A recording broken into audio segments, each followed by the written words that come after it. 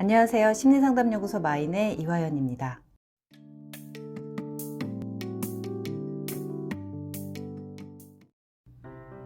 지난 영상에서 성인 애착이 형성됐다는 것은 어떤 것인지에 대해 말씀해 드렸는데요. 이번 시간에는 어떻게 하면 애착 관계를 잘 형성하고 유지할 수 있는지에 대해 말씀드리려고 해요. 요새는 본격적으로 연애를 시작하기 전에 썸을 타는 기간이 있죠.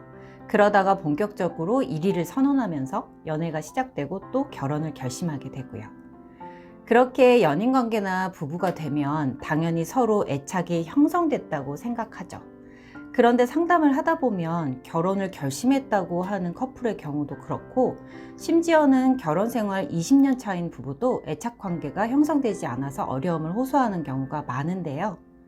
애착이 형성되었다는 상태, 그 느낌은 연애 초기 때처럼 가슴 설레고 긴장감이 흐르는 느낌은 아니지만 굉장히 안정감이 느껴지는 신뢰와 정서적 유대감으로 연결된 것이라고 할 수 있는데요.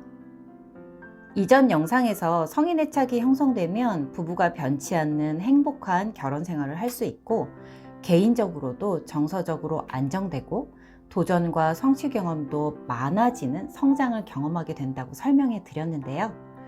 하지만 연애 초기에 저절로 강렬하게 느껴지는 듯한 가슴 설레는 사랑의 감정과는 다르게, 애착 관계의 형성과 유지를 위해서는 서로의 적지 않은 노력이 필요해요. 애착 형성을 위해서는 우선 자신을 잘 알고 이해하고 자기 상태를 잘 알아차려야 하는데요. 나를 이해한다는 것은 MBTI 유형으로 단순하게 자신을 해석해버리는 것 이상을 의미해요. 자신의 독특성, 자원, 취약점 등을 잘 이해하고 수용하는 것이에요.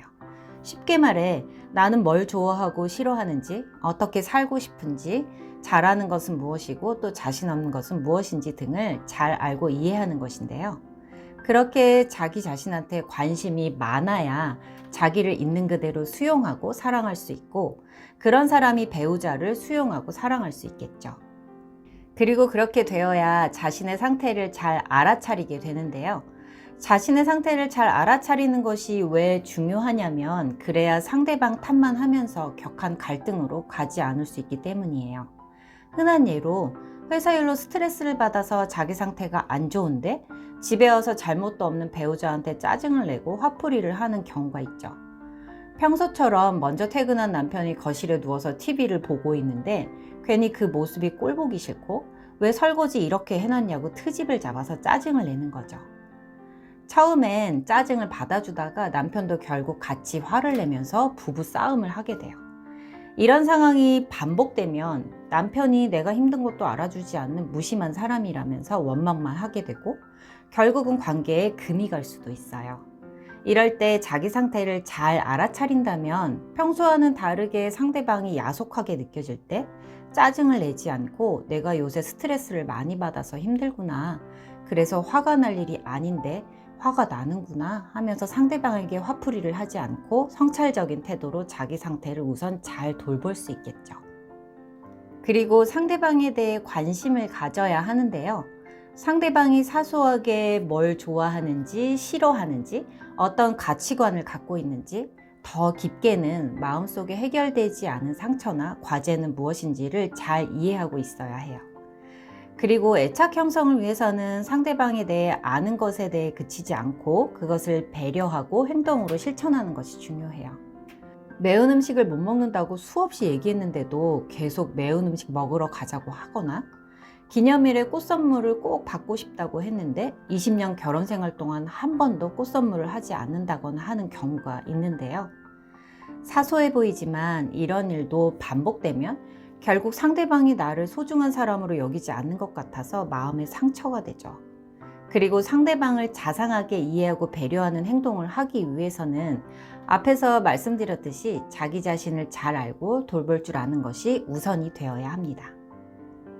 어떤 분들은 일이 너무 바빠서 상대방의 요청을 자꾸 잊어버린다고 하시는데요. 그럼 일을 줄이거나 그러기 어렵다면 계속 메모를 하는 방법 등을 찾아서 노력하셔야 해요. 배우자와 애착 관계를 형성하고 유지하는 것에 우선순위를 두어야 합니다.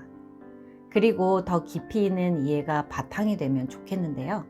그러기 위해서는 상대방이 어떤 때 더 예민하고 상처를 잘 받는지 알고 배려해 주는 것도 중요해요. 어릴 때부터 엄마의 짜증 섞인 잔소리 때문에 지겹다 못해 도망가고 싶었던 상대방한테는 절대로 짜증 섞인 잔소리를 하면 안 되겠죠. 따뜻한 밥 차려주는 엄마를 너무나 그리워했던 남편에게는 나도 똑같이 일하는데 내가 왜 밥을 차려줘? 라고 따지기보다는 이해된 마음으로 해줄 때가 더 많아야 하고요. 이번 시간에는 애착 형성과 유지를 하는 방법으로 자기 자신에 대해 잘 알아차리고 돌보는 성찰적 태도와 상대방을 이해하고 배려하는 행동의 중요성에 대해 말씀해 드렸는데요. 다음 영상에서 애착 형성과 유지를 위한 소통법에 대해 말씀해 드리겠습니다. 감사합니다.